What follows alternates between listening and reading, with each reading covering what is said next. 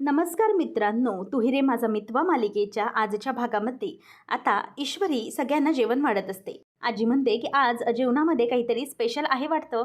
त्यावर अंजली म्हणते की अगं आजी, जेव्हापासून ईश्वरी या घरात आली ना, तेव्हापासून या घरात रोज ना काहीतरी स्पेशलच असतं. तेव्हा खरंच आजी म्हणते की हो गं, खरी गोष्ट आहे. म्हणजे खरंच माझ्या ईश्वरीला स्वयंपाकाची आवड आहे याचं खूप कौतुक वाटतं मला. तसं माझ्या मोठ्या सुनेला नाही आहे स्वयंपाकाची आवड. तेव्हा मग असं म्हटल्याबरोबर इथे मनातच वल्लरी म्हणते की माझी काहीतरी चेष्टा केल्याशिवाय या ओल्ड लेडीला जेवणच जात नसतं, माझी बुराई केल्याशिवाय. त्यावर मामा म्हणतो की अगं, असं का बोलतेस आई, तू उगीचच माझ्या बायकोला काहीही दोष लावू नकोस बरं. ती असं काही करत नाही. जरीही माझ्या बायकोला स्वयंपाकाची आवड नसली तरीही तिला बाकीच्या कला चांगल्याच अवगत आहेत हो. म्हणजे हाताची हालचाल करून मामा ते सगळं दाखवत असतो. तेव्हा मग आजी हसायला लागते आणि मामी म्हणते की ठीक आहे, तुम्हाला कोणी विचारलं आहे का? करा ना, तुम्ही तुमचं जेवण करा. उगीचच गुपचूप बडबडत बसताय. तेव्हा मग आता हे झाल्यानंतर ईश्वरीला आजी म्हणते की अगं ईश्वरी, तू उभी का आहेस? आम्हाला वाढून झालं आहे, तू पण बस की जेवायला. तेव्हा ती म्हणते की आजी नको, मला आता नको, मला भूक नाही आहे.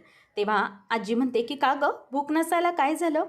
मग अंजली म्हणते की अगं आजी, अजून चिंटू जेवायला बसला नाही आहे, मग ती कशी बसेल ना जेवायला? तिला कशी लागेल भूक? त्यावर मामा म्हणतो की खरंच म्हणजे ईश्वरी, आम्हाला काही महत्त्व नाही आहे बुवा.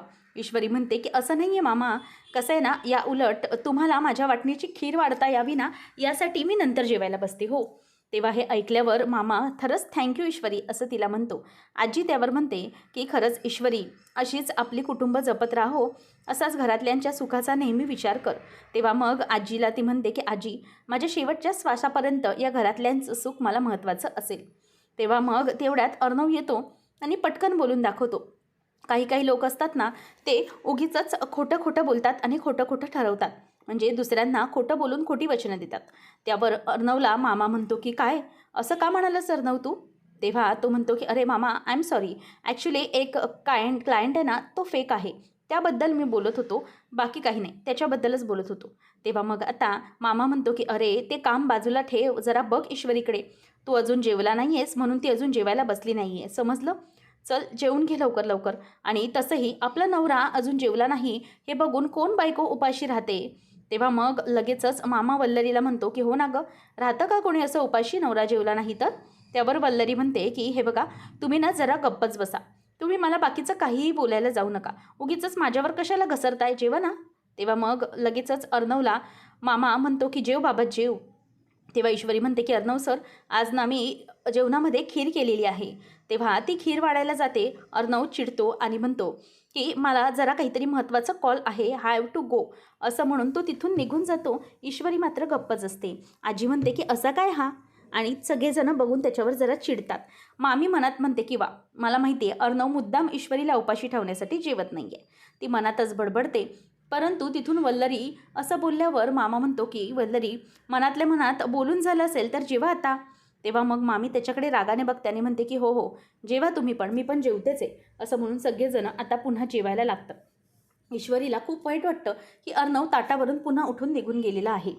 इथे आकाश आलेला असतो आणि तो काहीतरी काम करत असतो. तेव्हा नम्रता त्याला विचारते की काय झालं आकाश सर, हा घ्या तुमच्यासाठी गरमागरम चहा. तेव्हा तो ओ थँक्यू असं म्हणून तिला चहा ठेवायला सांगतो. नंतर मग ती विचारते की आकाश सर काय झालं, लागला का त्या 1300 रुपयांचा हिशोब? तेव्हा मग तो म्हणतो की नाही ना, अजून ते टॅलीच होत नाही आहे की हे रुपये कुठे गेले. जोपर्यंत हे सगळं टॅली होणार नाही ना, तोपर्यंत त्या पैशांचा हिशोबच लागणार नाही आहे ना. म्हणूनच मला पण टेन्शन आलं आहे की कसं टॅली करायचं, आय हॅव टू डू, असं म्हणून तो सगळं चेक करत असतो. तेव्हा मग ती म्हणते की बरं आकाश सर, चहा पिऊन घ्या, गरम आहे. मी तुम्हाला एक प्रश्नाचं उत्तर विचारू का? तेव्हा तो म्हणतो की हो विचार ना, काय झालं? तेव्हा ती म्हणते की आकाश सर, म्हणजे तुम्ही माझ्या या कामासाठी तुमचं सगळं महत्त्वाचं काम म्हणजे तुमच्या ऑफिसच्या मीटिंग्स, तुमचे बाकीचे काम ऑफिसचं हे सोडून तुम्ही माझ्यासाठी इथे आलात, ते कशासाठी मला कळू शकेल का? तेव्हा मग आकाशचं बोलणं अगदी बंदच होतं. तो चहा पिता पिता आता तिच्या प्रश्नाकडे बघतच राहतो की आता काय उत्तर द्यायचं. ती म्हणते की बोला ना आकाश सर, काय झालं?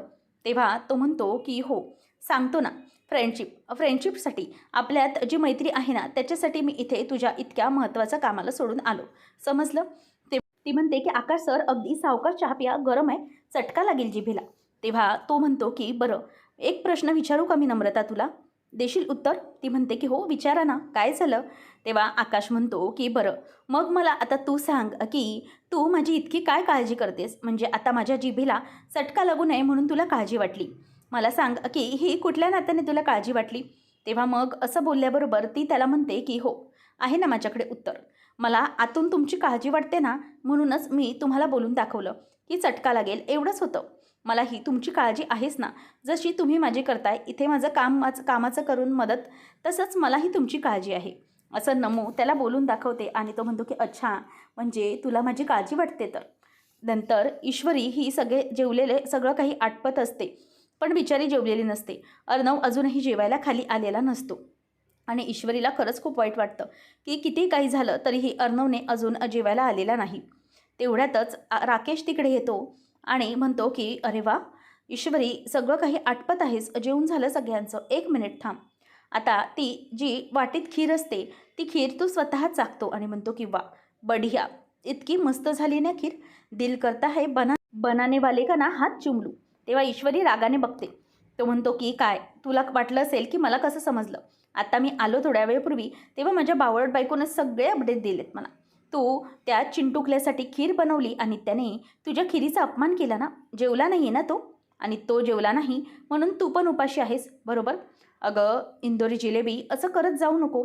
तो जेवला नाही म्हणून काय झालं? तू जेवत जा गं, आणि जर तू जेवली नाही तर तुझ्या या चेहऱ्याचा ग्लोच निघून जाईल गं. पण तुझ्याकडे बरोबर वागत नाही आहे बरं का तो. तू एवढी काळजी करते त्याची आणि तो तो मात्र तुझ्याकडे लक्षच देत नाही आहे. अजिबात हे चालवून घेऊ नकोस. जर नसेल ना लक्ष त्याचं तर जाऊ दे ना, कशाला उगीच त्याची वाट बघते? मी आहे ना इथे. मी आहे प्रत्येक गोष्टीमध्ये तुला सांभाळून घ्यायला. आणि हो, तू बनवलेलं जेवण रोज आवडीने जेवतही जाईन, ओके? आणि कधीही तक्रार म्हणून करणार नाही. तुझ्या आवडीचं जेवण जेवायला रोज आवडेल मला. मी अगदी आनंदाने पोट फुटेस्तोवर जेवू शकतो तुझ्या हातचं. काळजी करू नकोस. असं आता तो बोलत असतो. तेव्हा ईश्वरी समोर बघत असते. मग तो म्हणतो की अगं काय समोर बघतेस? काळजी करू नको. इथे ना कोणीही येणार नाही आहे. सगळेजण ना तुझ्या हातची मस्तपैकी खीर खाऊन आपल्या रूममध्ये सुस्तावलेत, झोपून गेलेत. त्याच्यामुळे तुला काहीच काळजी करण्याची गरज नाही. आपल्या दोघांना इथे मस्तपैकी एकांत मिळणार आहे. त्यामुळे घे, हे घे, बघ खीर किती मस्त झाली आहे. तू चाखलीच नसशील ना. हे घे, हे बघ खीर किती सुंदर झाली आहे. माझ्या इंदोरी जिलेबीने फारच छान बनवली आहे खीर. तेव्हा ती त्याला तो भरवायला जात असते. तेव्हा मग ईश्वरी त्याचा हात बाजूला करते आणि म्हणते की गप्प बस. समजलं, मला तुझ्या हातची खीर खायचीच नाही आहे. आणि जर तुला खायचं असेल तर माझ्या हातचं चांगले 2-4 कानाखाली मात्र तुला चांगलेच खिलवू शकते. परंतु तुझ्या हातून मला खीर तर खायचीच नाही आहे. समजलं? त्यामुळे जास्त पुढे पुढे येण्याचा प्रयत्न करू नको. त्यावर आता राकेश म्हणू लागतो की अगं इंदोरी जिलेबी, किती चिडतेस, किती राग करतेस? मी तुला एकदा काय बोललो की खरंच मला तू चिडचिड केल्यानंतर आणखी गोड दिसतेस, तर सारखी सारखी त्यानंतर माझ्यावर रागवतेस तू. म्हणजे सारखी सारखी माझ्यावर चिडचिड चालू आहे तुझी. मला माहिती आहे ना की तू अशी रागावतेस, चिडतेस ते फक्त मला छान वाटण्यासाठी, बरोबर ना? म्हणजे माझा मूड ठीक होण्यासाठी हे सगळं करतेस तू. त्यावर आता ईश्वरीला मात्र खूपच राग येत असतो.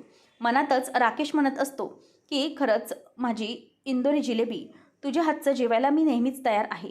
आणि हो, आणखी एक महत्त्वाची गोष्ट म्हणजे मला माहिती आहे तुझा हा जो चिंटुकले आहे ना, तो तुझ्याशी बोलत नाही आहे आणि तुमच्यात नक्की काहीतरी बिनसले. तो किती दाखवत नसली ना तरीही नक्कीच काही ना काहीतरी झालं आहे हे मला समजलेलं आहे. आता ईश्वरी खूप चिडलेली असते. ती म्हणते की काय काय समजलं आहे तुला? तेव्हा तो म्हणतो की नक्कीच काहीतरी बिनसलं आहे, त्यामुळे तर तो तुझ्यावर इतका चिडला आहे ना. पण एक गोष्ट नक्की लक्षात ठेव, काही झालं ना तरीही तुझा तो चिंटुकल्या जरी तुला भाव देत नसला ना तरी नको काळजी करू. मी आहे ना, मी कायम तुझ्यासाठी इथे समोर उभा आहे. तुला घाबरण्याची ना काहीच गरज नाही आहे. चिंटुकल्या तुझे कदर करत नाही, सोडून दे त्याला. मी आहे ना, मी आयुष्यभर तुझा सांभाळ करीन. कधीच तुला तक्रारीची संधी देणार नाही आणि भांडण तर अजिबात नाही करणार. मी तुला राणीसारखं ठेवेन, राणीसारखा.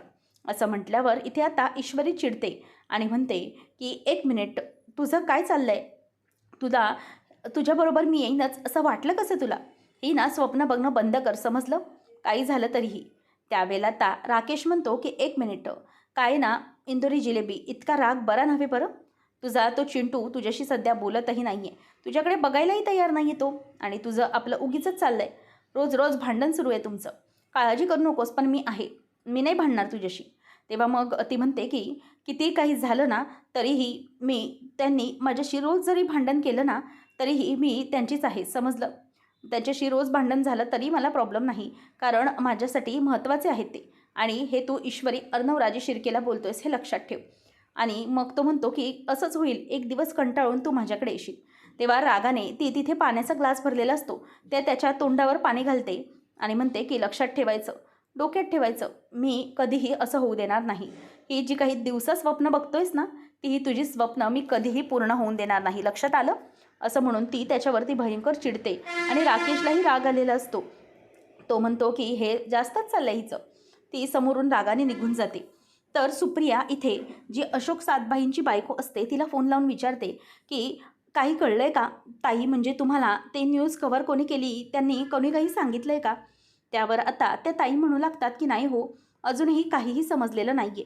मग तिला सुप्रिया विचारू लागते, मग नक्की कधी समजेल, मला तुम्ही सांगाल का. तेव्हा त्या म्हणतात की पण तुम्हाला ही न्यूज इतक्या वर्षानंतर आता का हवी आहे, म्हणजे इतकं काय अर्जन्सी. तेव्हा सुप्रिया म्हणते की तुम्ही फक्त आता इतकंच समजून घ्या की माझ्यासाठी हे शोधणं खूपच महत्त्वाचं आहे, कारण माझ्यासाठी माझ्या मुलीचा संसार मोडलेला मला चालणार नाही.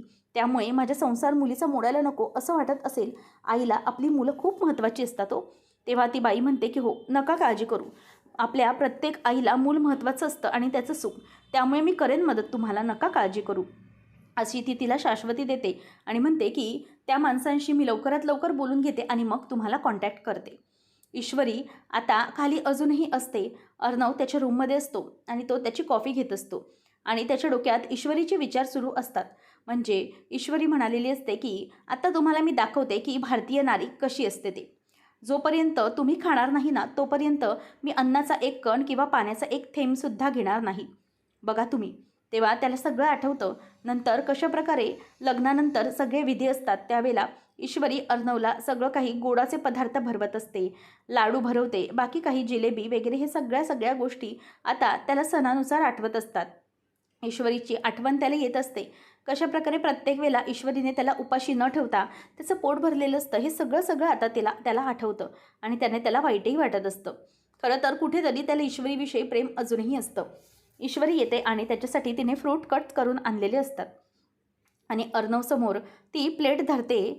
पण त्याला म्हणते की हे घ्या सर, हे फळ खाऊन घ्या, म्हणजे तुम्हाला जरा बरं वाटेल.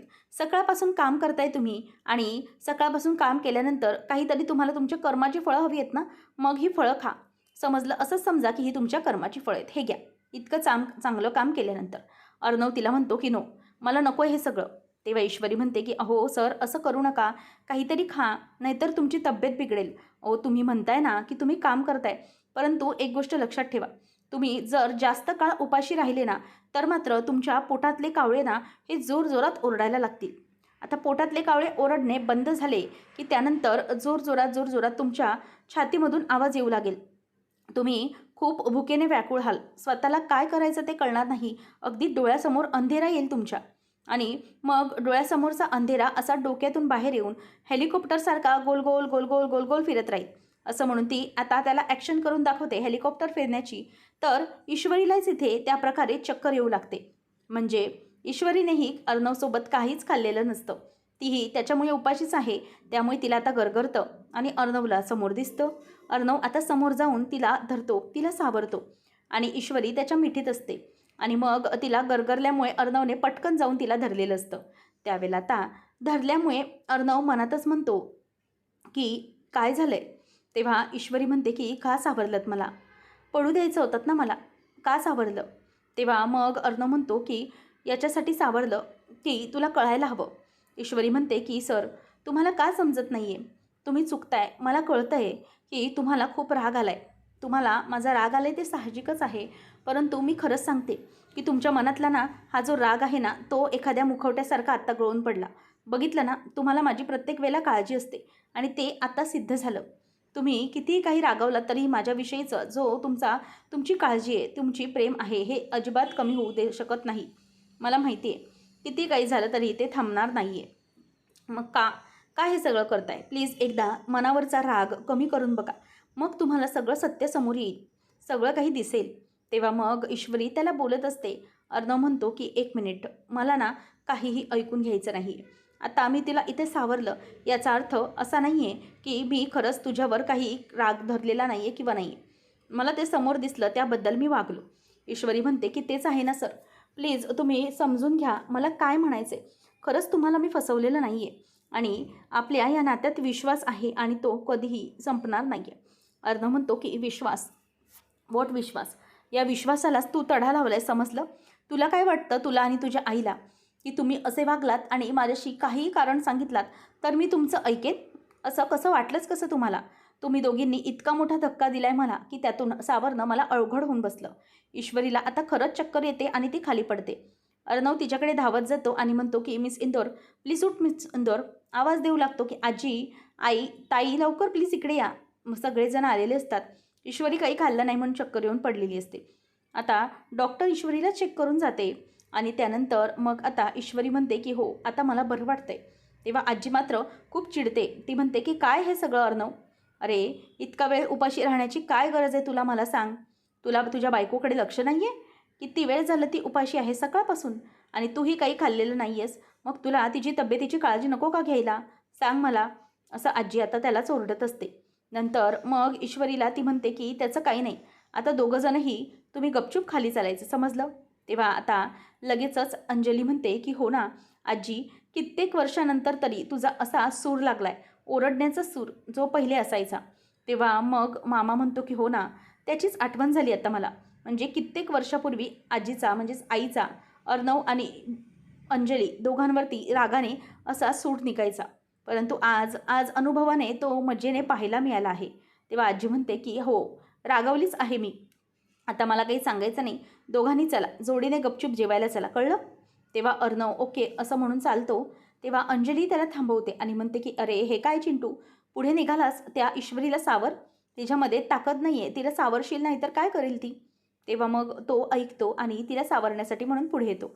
मामा अंजलीला म्हणतो की ये तुला मी सावरतो आणि तो तिला घेऊन चाललेला असतो. तेवढ्यातच इथे आता अर्णव आणि ईश्वरी चाललेले असतात. अंजली म्हणते की सावकाश अर्णव, ईश्वरीला व्यवस्थित घेऊन ये. तेव्हा मग ईश्वरीला अगदी धरून धरून तो खाली घेऊन जात असतो. खरं तर त्याला हे अजिबात आवडत नसतं, परंतु ईश्वरीने ते करूनच दाखवलेलं असतं. त्यानंतर मग आता मामा म्हणतो की खरंच म्हणजे ईश्वरी बघायलाच नको, अर्णवने खाल्लं नाही म्हणून ह्या मुलीनेही खाल्लेलं नाही आहे. पण खरंच आता चला जेवायला चला. आजी आईला तो म्हणतो की खरंच आई, आता पुन्हा तू यांना ऑर्डर दे. तेव्हा आजी म्हणते की चल चिंटू लवकरात लवकर खायला सुरुवात करा आणि हो पहिला घास ना तू ईश्वरीला भरायचा आहे समजलं? त्यावर अर्णव म्हणतो की काय गरज आहे सगळ्याची? तेव्हा आजी म्हणते की गरज आहे, मी हुकूम सोडलाय असं समजायचं आणि गपचूप काम करायचं, कळलं? चल लवकरात लवकर भरव ईश्वरीला, तिला घास भरवायचाच तू. आवाज चढला कीच ऐकायचं आहे का तुला? चल लवकर घास भरव. असं म्हणून आजी आता त्याच्यावर चिडते. अर्णवकडे तर दुसरा कोणताही ऑप्शन राहत नाही, त्यामुळे मग तोही आता खायला म्हणजेच तिला भरवायला सुरुवात करतो आणि मग तिला तो घास भरवतो. ईश्वरी आता गालातल्या गालातच हसते आणि तो घास अर्णवच्या हातून खाते आणि मनातच तिला बरं वाटतं की फायनली मी माझं जे काही ठरवलेलं होतं ते जिंकली. स्वतः अर्णव सर मला आता भरवत आहेत, त्याचं तिला खूप कौतुक वाटत असतं. आणि त्यानंतर मग आता अर्णव हा तिला भरवून झाल्यानंतर आजी म्हणते, अंजली म्हणते की चला आता ईश्वरी तू चिंटूला घास भरव. तेव्हा ईश्वरी आता विचारते की अर्णव सर कुठला घास भरू, गोडाचा भरू की तिखटाचा भरव? तेव्हा अर्णव म्हणतो की भरव एकदाच काहीही. तेव्हा मग ईश्वरी त्याला भाजी आणि चपाती असंच भरवते आणि मग घास भरवल्यानंतर ती त्याच्याकडे गालातल्या गालातच हसत बघत असते. पुन्हा फायनली दोघंजणही म्हणजेच अर्णव जेवायला सुरुवात करतो. आजी आता तिच्याकडे हसत बघत असते आणि अंजली म्हणते की हाऊ क्यूट. तेव्हा अर्णव म्हणतो की ताई अगं याच्यामध्ये क्यूट काय आहे? तेव्हा अंजली म्हणते की तुम्हाला नाही समजणार, किती गोड दिसतंय ते सगळं, तुला कळणारच नाही चिंटू. असं आता ताई त्याला बोलून दाखवते आणि ईश्वरी आणि अर्णव दोघं एकमेकांकडे बघत असतात. अर्णव मनातच म्हणतो की काही झालं तरीही मिस इंदोरवरचा हा राग माझा काही केल्या कमी होत नाही आहे, मी किती समजावलं तरीही काही होत नाही आहे. ईश्वरी म्हणते की सर तुम्हाला माहिती नाही आहे आज मी काय केलं आहे ते. मी आता पुन्हा एकदा तुमच्या दिशेने जिंकायला तुम्हाला सुरुवात केलेली आहे. मला माहिती आहे की तुम्हाला मनापासून अजिबातच आवडलेलं नाही, पण तरीही पुढच्या भागामध्ये आपण पाहणार आहोत की ईश्वरी अर्णवला म्हणते की अर्णव सर हे बघा हे आहेत कपडे आणि हे तुम्हाला घालायचे आहेत. तेव्हा अर्णव म्हणतो की व्हॉट हॅपन? अजिबातच नाही. तू हे कपडे जे घालून काढून ठेवले ते मी अजिबात वेअर करू शकत नाही, समजलं? माझं काहीतरी कॉम्बिनेशन असतं आणि त्याशिवाय तसेच मी कपडे घालणार. तू काढून ठेवलेले हे कपडे मला घालता येणार नाहीत. तेव्हा असं ऐकल्यानंतर सगळेजणं म्हणजेच ईश्वरी म्हणते की काय, तुम्हाला खरंच हे सगळं बरोबर वाटत नाही आहे? ठीक आहे, तुम्हाला जर कसं वाटत असेल ना तसं करा, पण किती काही झालं ना तरी तुम्हाला हे असे कपडे घालूनच खाली यावं लागेल, त्याशिवाय नाही. तेव्हा अर्णव म्हणतो की हे बघ, काही झालं ना तरीही तुझ्या मनानुसार मी काहीही करणार नाही आहे, आता बस झालं, असं म्हणून तो तिच्यावरती आता चिडलेला असतो. ईश्वरी म्हणते की सर, तुम्हालाही माहिती आहे की तुम्ही हे सगळं चिडाल ना ते काहीच फरक पडणार नाही. जर चांगलं असेल तर त्यासाठी का तुम्ही असं करताय? तेव्हा मग ईश्वरी आणि अर्णव यांच्यामध्ये पुन्हा वाद लागलेले असतात. आणि त्याचबरोबर आता अर्णव ईश्वरीला म्हणतो की जस्ट गेट लॉस्ट, मला काहीही सांगू नको, असं म्हणून तो तिच्यावरती आता चिडतो आणि तिला बाजूला ढकलतो. आणि तिला लागल्याबरोबर आता अर्णव तिच्याकडे बघायला लागतो. ईश्वरी म्हणते की हे सगळं तुम्हाला कळत नाही आहे की ह्या सगळ्याचा किती त्रास होतो आहे? तेव्हा अर्णव म्हणतो की नाही, त्रास वगैरे होऊ देत, परंतु किती काही झालं तरीही हा त्रास तुला आयुष्यभराचा असणार आहे, समजलं? हे त्रास तुला आयुष्यभर भोगावे लागणार आहे, तेव्हा नाही पण आता. तेव्हा ईश्वरी म्हणते की लागू देत, भोगायला लागू देत, किती काही झालं तरीही, पण या नात्यात मला राहायचंच आहे. हे त्रास आयुष्यभर जरी भोगायला लागले ना तरीही मला चालेल, असं म्हणून आता ईश्वरी अर्णवच्या डोळ्यात बघत असते. आता दोघं एकमेकांकडे बघत असतात. ईश्वरी म्हणते की हा त्रास मी आयुष्यभर सहन करेन, कारण की मला माहिती आहे या आयुष्यभरात त्या त्रासात मी राहू शकते, कारण मला लांब राहायचं नाही आहे, असं म्हटल्यावर आता अर्णव तिच्याकडे बघतच बसतो. अशाच अपडेटसाठी चॅनलला नक्की सबस्क्राईब करा. धन्यवाद.